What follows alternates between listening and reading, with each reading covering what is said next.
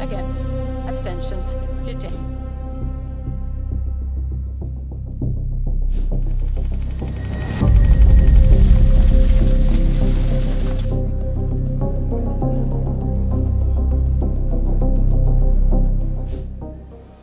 Belgium has detonated a political bomb inside the EU, refusing to bankroll Brussels' reckless plan to rescue Ukraine's collapsing state budget.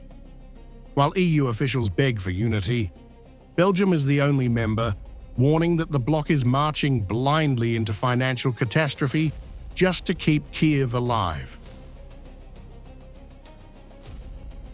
I think this will be very challenging, particularly legally challenging. This is what our federal chancellor said after the October Council meeting. That means we will see what develops from this.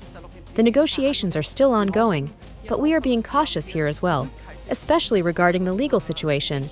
That is beyond question.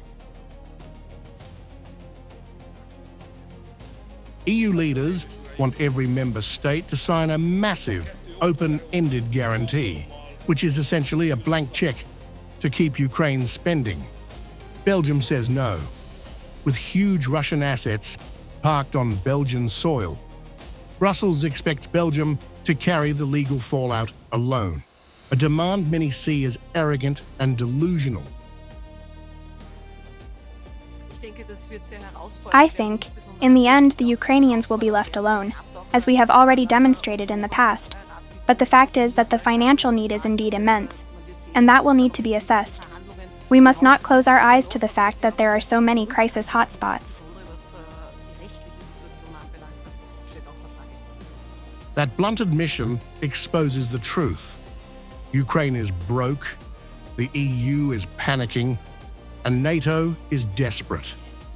While Europe throws money into a bottomless pit, Belgium is the only capital acting like an adult, refusing to torch its economy for a war it never wanted.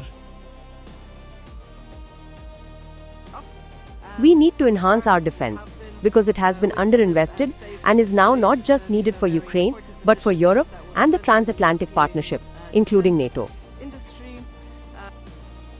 Luxembourg's confession reveals what NATO avoids saying out loud. Europe is so underarmed that it cannot even defend itself, yet demands Belgium underwrite Ukraine's survival. Brussels wants moral posturing. Belgium wants legal clarity. Moscow watches the meltdown and does not need to lift a finger. Sweden talks about strength, but even its ministers admit Kyiv is negotiating from weakness.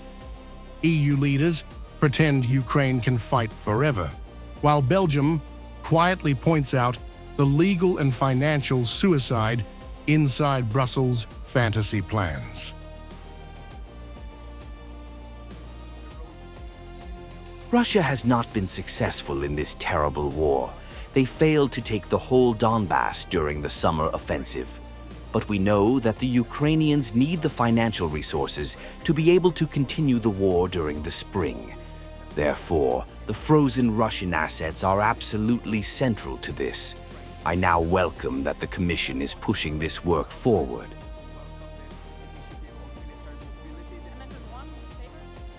Europe demands speed, not wisdom, and NATO pushes escalation without accountability, all while Ukraine begs for endless bailouts to survive the next season.